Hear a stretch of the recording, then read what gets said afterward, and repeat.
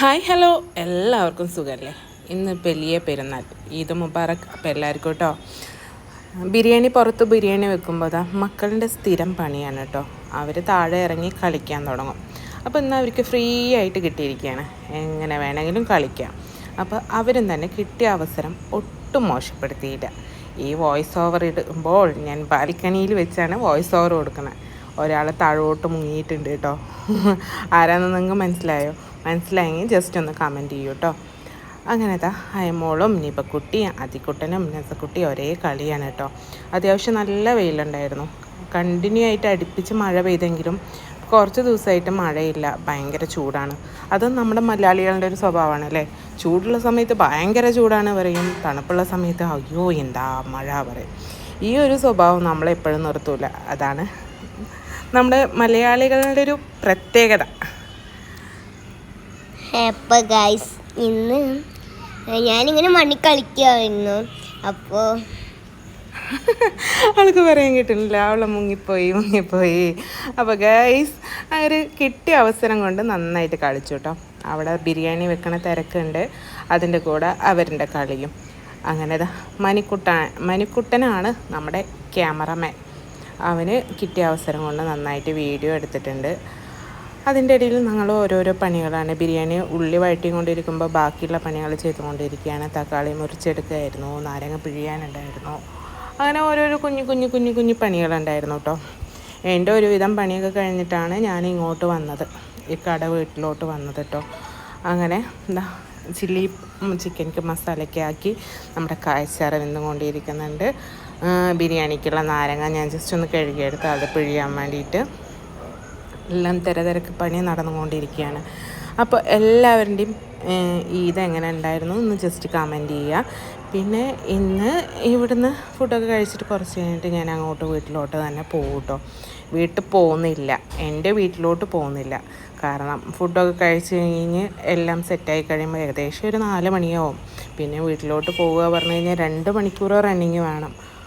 പിന്നെ അവിടെ എത്തി ഏകദേശം ഒരു 6 മണിയായി കഴിഞ്ഞ് കഴിഞ്ഞാൽ മാക്സിമം 1-1.5 മണിക്കൂർ ഇരിക്കാൻ പറ്റുള്ളൂ.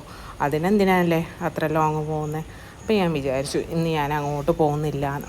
നാളെ സൺഡേ ആണ്, 1 ഡേ പോയി നിൽക്കുകയൊക്കെ ചെയ്യാം. പക്ഷെ മക്കൾക്ക് ക്ലാസ് ഉള്ളതുകൊണ്ട് ഒരു 1 ഡേ ട്രിപ്പ് വീട്ടിലോട്ട് പോവുക പറഞ്ഞു കഴിഞ്ഞാൽ ഭയങ്കര ടാസ്ക്കാണ്. എടുത്തൊക്കെ ആയെങ്കിൽ പെട്ടെന്ന് പോയി വരായിരുന്നു അല്ലേ. അങ്ങനെ ബിരിയാണി വെന്തുകൊണ്ടിരിക്കുന്ന സമയത്ത് നമുക്ക് കായച്ചാറിലോട്ട് കുറച്ച് മാങ്ങ ഇടണം. അപ്പോൾ മാങ്ങ വലിച്ചുകൊണ്ടിരിക്കുകയാണ്. നമ്മുടെ ഈ മൂച്ചിയിൽ നിറയെ മാങ്ങ ഉണ്ടാവും കേട്ടോ.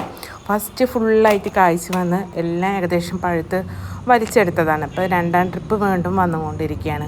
അപ്പോൾ കായച്ചാറിലോട്ട് മാങ്ങ ഇടാൻ വേണ്ടിയിട്ട് മാങ്ങയും വലിക്കുന്നുണ്ട്. കായച്ചാർ പാലക്കാട്ടുകാരൻ്റെ സ്പെഷ്യലാണെന്ന് പാലക്കാടുള്ളവർക്കറിയാം, ബാക്കിയുള്ളവർക്ക് അറിയുമോയെന്നറിയില്ല. പിന്നെ ഇപ്പോൾ ഒരുപാട് വീഡിയോസൊക്കെ ഉണ്ടല്ലോ അല്ലേ, ഓരോരോ ജില്ലകളിലെ കുക്കിങ്ങും എല്ലാം സ്പെഷ്യലാണല്ലോ. അപ്പോൾ ഒരു പാലക്കാടൻ സ്പെഷ്യലും കൂടെയാണ് കേട്ടോ നമ്മുടെ കായച്ചാറ്. അപ്പം മാങ്ങയൊക്കെ വലിച്ചെടുത്തു, ഒരു 3-4 മാങ്ങയൊക്കെ വലിച്ചെടുത്തു. പിന്നെ മക്കൾ മാക്സിമം മുറ്റത്ത് കളിച്ച് ദേഹം മൊത്തം മണ്ണാക്കി വെച്ചിട്ടുണ്ടായിരുന്നു. നസമോളുടെ ടീഷർട്ടിലൊക്കെ അപ്പടി മണ്ണായിരുന്നു കേട്ടോ. കാരണം മൂക്കിലൊക്കെ വല്ല കരി പുരട്ടിയ പോലെ ആയിരുന്നു അവളെ കാണാൻ, അതുപോലെ ആക്കി വെച്ചിട്ടുണ്ടായിരുന്നു അവൾ. അങ്ങനെ ബിരിയാണി പണി കഴിഞ്ഞപ്പോഴത്തേന് അവരും ഏകദേശം പണി കഴിഞ്ഞു കേട്ടോ. പിന്നെ ഒക്കെണ്ണത്തിന് കുളിപ്പിച്ചെടുക്കുക ചെയ്തത്. അങ്ങനെ ബിരിയാണി റെഡിയായി കഴിഞ്ഞു. പിന്നെ മക്കളൊക്കെ ഫ്രഷായി വന്നതിന് ശേഷം പിന്നെ ഫുഡ് റെഡിയായിരുന്നു. ബിരിയാണി പാലക്കാടൻ ബിരിയാണിയിൽ അത്യാവശ്യം നിറയെ സാധനങ്ങൾ വേണം കേട്ടോ. നമ്മളെ മലബാർ ബിരിയാണി പോലെയല്ല, എല്ലാം ഇങ്ങനെ നമ്മൾ കിലോ കണക്കിനനുസരിച്ചാണ് ഇതിലുള്ള സാധനങ്ങൾ ഇടുക കേട്ടോ. ആദ്യം പിന്നെ ഉമ്മയായിരുന്നു ബിരിയാണി വെച്ചിരുന്നത്, ഇപ്പം അനിയനും വൈഫാണ് വെക്കുന്നത് കേട്ടോ.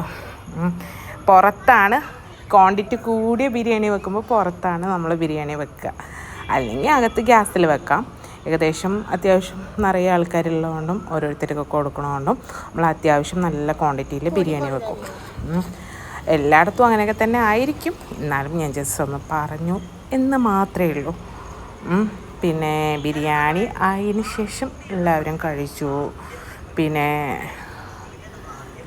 പിന്നെ ഒരുപാട് ആൾക്കാരൊന്നും ഉണ്ടായിരുന്നില്ല. ആദ്യം പറഞ്ഞു കഴിഞ്ഞാൽ ഫ്രണ്ട്സുകൾ, അനിയന്മാരുടെ ഫ്രണ്ട്സുകൾ, കുട്ടികളുടെ ഫ്രണ്ട്സ് അങ്ങനെയൊക്കെ വരുമായിരുന്നു. പക്ഷേ ഇപ്രാവശ്യം ആരുമില്ല ബിരിയാണി കഴിക്കാൻ. നമ്മൾ വീട്ടുകാർ മാത്രമേ ഉള്ളൂ. അങ്ങനെ മണിക്കുട്ടൻ മൊബൈൽ ബിരിയാണി കഴിച്ചുകൊണ്ടിരിക്കണു. അവനിക്ക് ഏകദേശം തൊട്ടുകൂട്ടാൻ പോലെയാണ് കേട്ടോ ഫോണ്. കുട്ടികളും കഴിച്ചുകൊണ്ടിരിക്കണു. നസക്കുട്ടി പിന്നെ വെറും ചോറ് കഴിച്ചു, അവൾക്കിത് പറ്റില്ല. അങ്ങനെ ഹയാനിമ മോള് കഴിച്ചു. അങ്ങനെ നമ്മുടെ വലിയ പെരുന്നാൾ ഇവിടെ അവസാനിച്ചിട്ടുണ്ട്. പിന്നെ വീട്ടിലോട്ട് വന്ന് അതിക്കുട്ടനും കൂടെ വന്നിട്ടുണ്ടായിരുന്നു. അവർ കളിക്കണമെന്ന് ജസ്റ്റ് വീഡിയോ എടുത്തു. അപ്പോൾ എല്ലാവർക്കും ഇഷ്ടപ്പെട്ട് കഴിഞ്ഞാൽ ലൈക്ക് ചെയ്ത് ഷെയർ ചെയ്യണം.